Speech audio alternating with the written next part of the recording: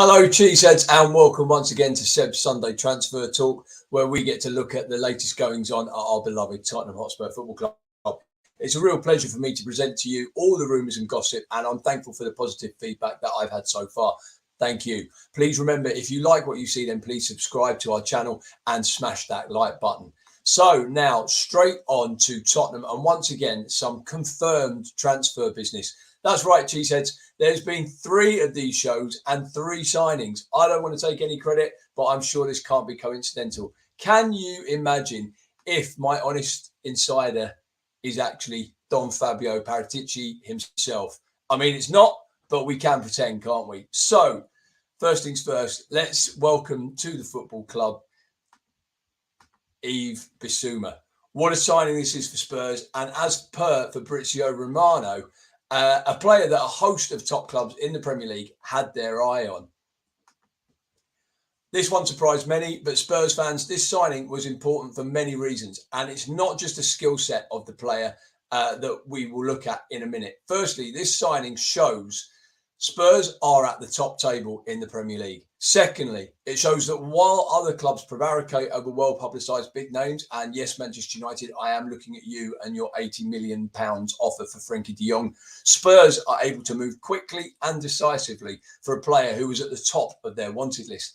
Thirdly, and what pleased me most about this transfer, was that it came out of left field. Bissouma was someone mentioned as a possible, but when the news broke on Tuesday morning, it was a surprise to many. Of course, we've yet to see Bissouma in the famous Lily White, but going from his stats accumulated over last season from FB Ref, we have many, many reasons to be excited. First, let's look at the stats that show he is in the top 10% in Europe's top 5 leagues for both pass completion and dribbles completed. Now, this is interesting and it points to a clever footballer, someone who knows when and how to advance the ball into the right spaces. Don't pay too much attention to the progressive passes stat. Bissouma is a player who advances the ball himself and then plays safe passes to more advanced teammate. A very, very clever player, and in my view, just what Tottenham needed. In addition, his defensive work rate is phenomenal. If you look down towards the bottom of the stats where they're shown in those long green lines, he averages more than 3 successful tackles, more than 2 successful interceptions per 90 minutes. That's great in itself. And as well as that, 2 blocked and 2 clearances per game. We hear the term all-rounder used a lot in football, perhaps overly so. But this lad really does possess everything needed to become one of Europe's top midfielders. Perhaps the only thing missing is his shooting, which can be described as wayward. But joining Rodrigo, Bentancur, Oliver Skipp, Pierre-Emile Højbjerg, Spurs appear to be very, very well stocked for next season in that central midfield area. Such a really pleasing signing, and one that I know got a lot of Spurs fans very excited, which is why we can now pretty much rule out a move for actually the lad who was Fabio Paratici's favourite, Juventus midfielder Weston McKennie. Reports this week suggest that Spurs are now out of the running to sign the American following the signing of Bissouma. That does seem to make quite a bit of sense. I think, like I said, with those 4 players we've got in, and obviously we're forgetting Harry Winks, who we'll talk about shortly, there's no need to go for Weston McKennie. The arrival of Bissouma, as I said, should actually hurry up the departure of Harry Winks. Lots of British media outlets report this week that Everton and Crystal Palace are chasing the England man, who is now surely 5th choice, as I've said, to fill one of those central midfield berths. However, perhaps a new home for Winks could actually be Bissouma's old club, Brighton. It's my understanding that Brighton are interested in taking Winks, but don't value him as highly as the £25 million fee that Spurs have placed him. Obviously, that's pretty much the fee that Spurs paid Brighton for Bissouma. So much of a muchness in terms of the fee, and Brighton balk at that, and I think understandably so. I do expect, Winks to leave Spurs this summer, and there is actually a lot of interest around him. Obviously, filling that English or homegrown contingent for some clubs will help them. Spurs will be hoping for some kind of bidding war, but I do think £25 million may be a little too high for a player who has struggled for regular game time, as we've seen over the last couple of seasons. As you've seen, another area Spurs are looking to make moves in his right wing back. And this brings us back to Jed Spence with his £20 million transfer looking ever closer. Indeed, Sky Sports' Michael Bridge reported this week that Spurs have been watching Spence, quote, for some time, and that they also, quote, have seen enough already in order to make a bid.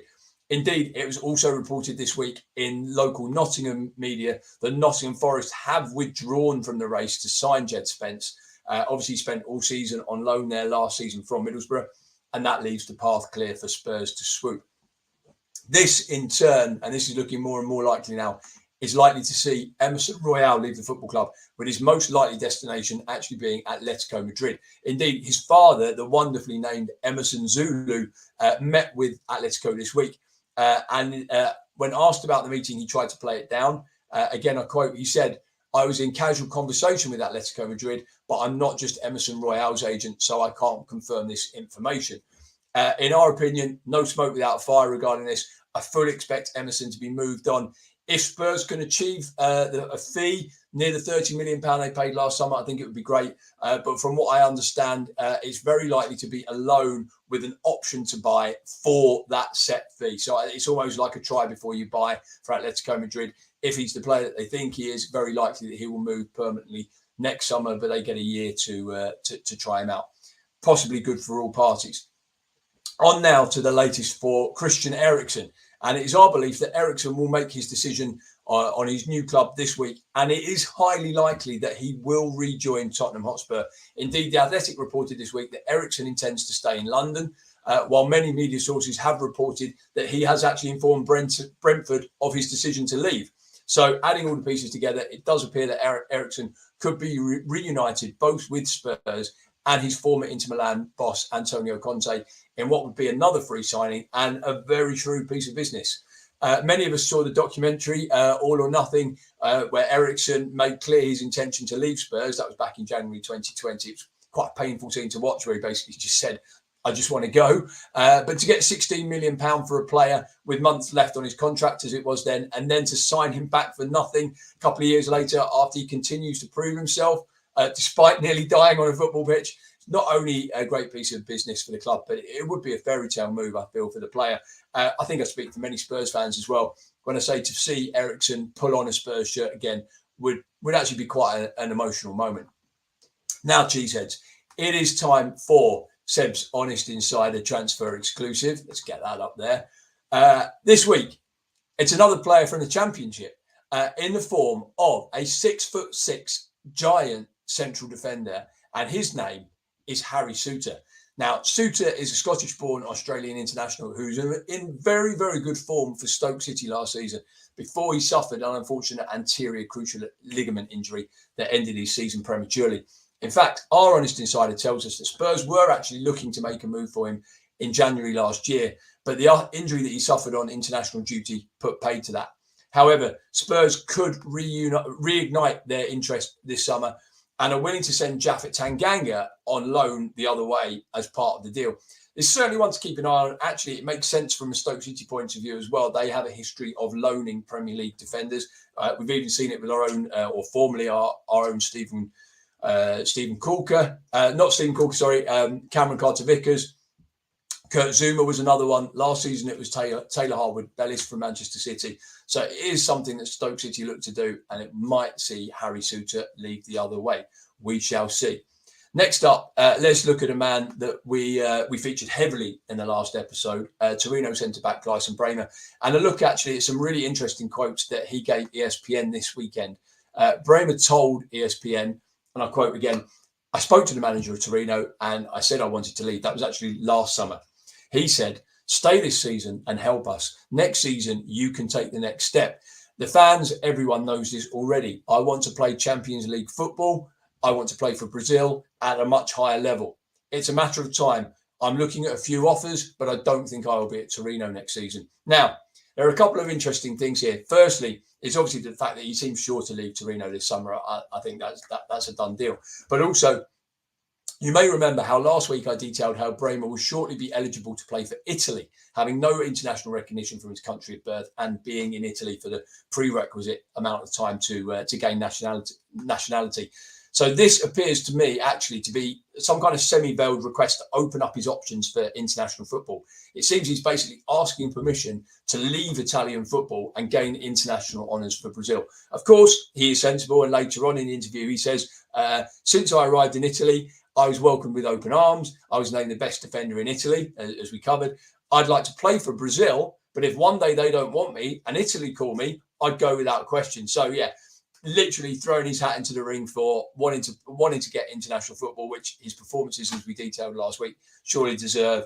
And I definitely think he will move, and I think Tottenham are in that conversation this week. Indeed, there were reports that this week that Torino directors had flown to London to iron out a deal with interested parties, of which we know Spurs are one. So it is possible a deal could already be in place between clubs, and that it's the decision that lies with the player. We shall see.